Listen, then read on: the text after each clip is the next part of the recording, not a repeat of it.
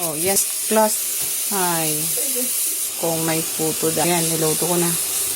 Fresh flour ang gagamit. 2 tablespoon, no? Vanilla.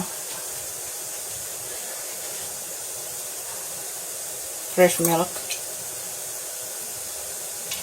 2 tablespoon of baking powder.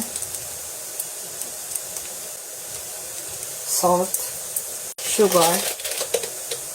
First class flour. 1 cup of water.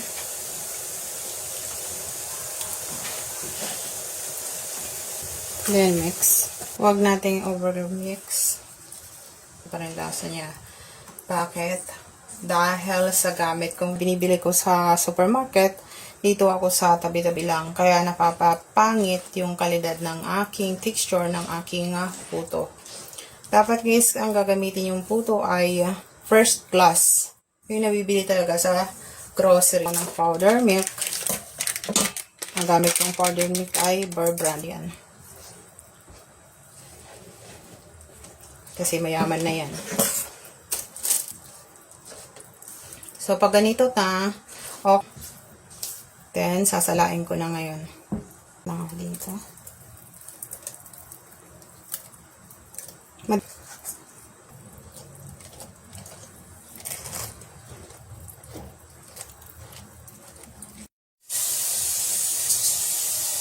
Lagyan ko ng mantika.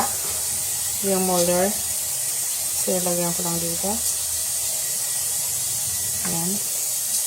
Aming pagkain. Cheese. Ayan. Yung cheese na pag-hito, guys. Cheese. Naglag yung aking phone, guys. Kaya, pag 10 minutes, sa katamtamay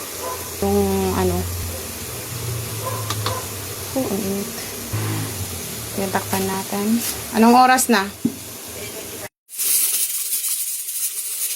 Oh, yan talaga. First class talaga na flour. Ang ganda. Ay.